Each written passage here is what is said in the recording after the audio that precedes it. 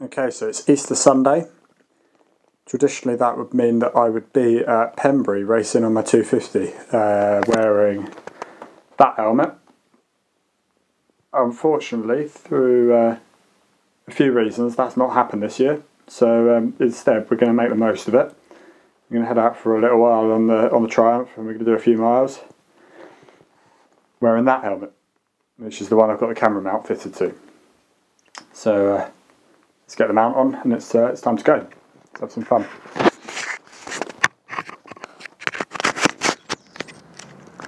Okay, so there she is. Looking a bit dirty at the moment. It's done a few miles over the last couple of weeks, and a few miles in the wet as well. Did a bit of a commute to work the other day to avoid the traffic. So yeah, a little bit dirtier than I'd like, but once we get back today, we'll give her a clean. Looks like first stop today's the petrol station again. Getting used to that. Yeah, back out in the Archon gloves today. Much more comfortable than anything else I own. But I don't normally wear them on the road that much because I don't want to ruin them for racing. But like I say, they are that much more comfortable. Sometimes it's worth it.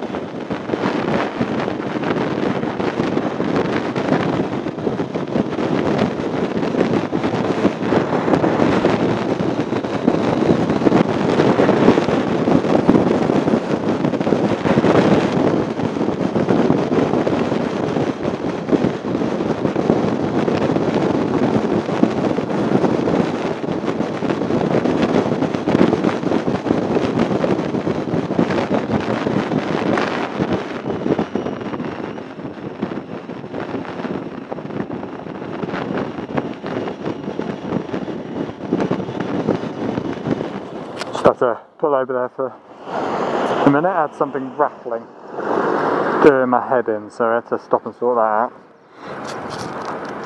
Turned out it was the remote for my earphones. Never buy earphones with remotes, they're a pain in the arse. Anyway, we're done now, so let's crack on. I have no idea where I'm going, so I'm just going to poodle around for a bit and waste some fuel, I think. It's the plan after all, that's what I bought this for. Depleting the supply of fossil fuels a little bit more. Turn her on first always helps. So let's crack on, let's waste some fuel.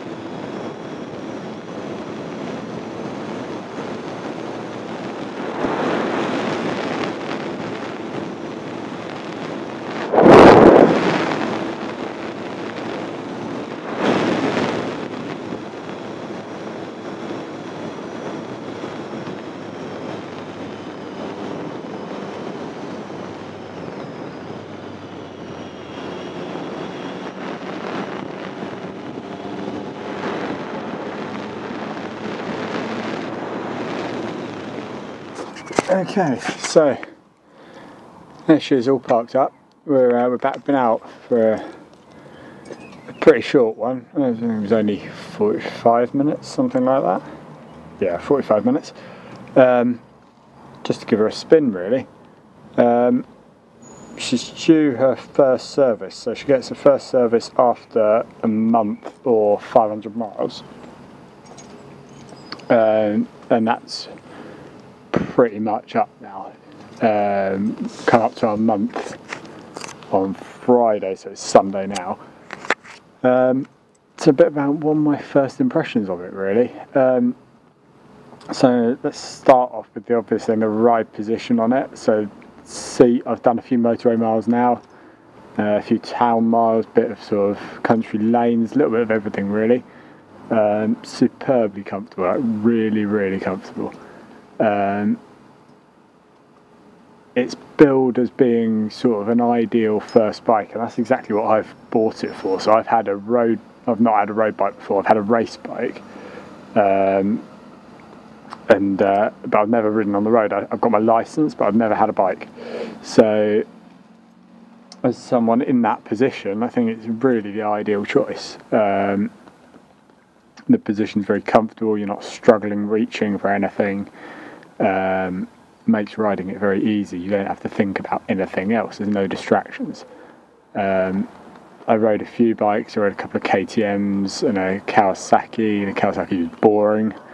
The KTM, I found that the weight was too much on my hands, so I sort of started thinking about that after a while. It sort of distracted me from what I was actually doing. None of that on this though. So ride position is really comfortable. It's got a pillion seat, as you can see, and not that I intend on using it much. My girlfriend said no chance.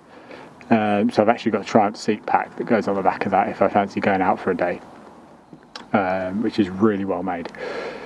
So that's the ride position. Levers, bog standard levers, no upgrades or anything on them yet. Absolutely spot on. The clutch on it is very light but has quite a lot of feel. Only thing so far is the clutch lever stretched a little bit, but that's what they give you a first service, so we'll get that adjusted. It's got a little spin wheel on it as well, so you can adjust it yourself. What else about it? Mirrors are good. I have to fold them in every night when I put it under the cover, but they do just spin, just twist, fold in and out. Really straightforward, really easy to get in the right place, which is great. The clocks, okay, so standard rev counter on the right hand side, really visible, lights up really nicely at night as well, so it's really really visible, nice and easy to spot. You've got lights at the top here, so if I grab my keys,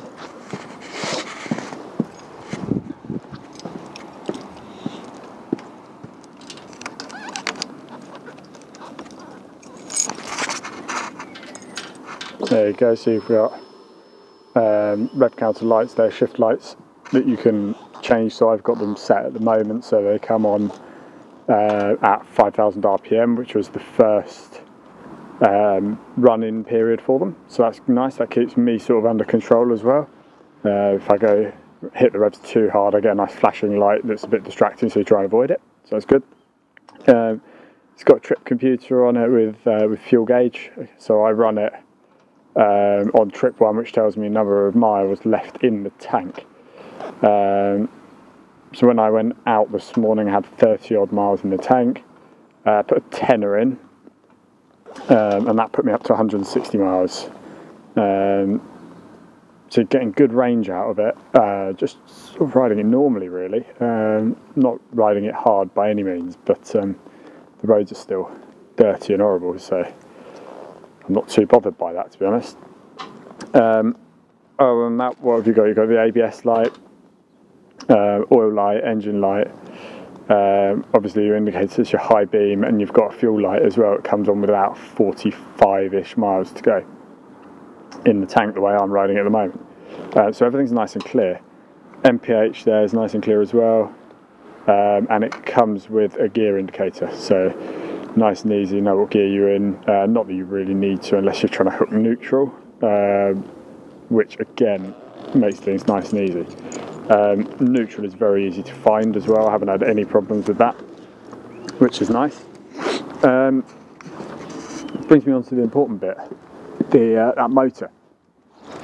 So it's a 675cc 3-cylinder engine. It's one of the engines that Triumph are most famous for.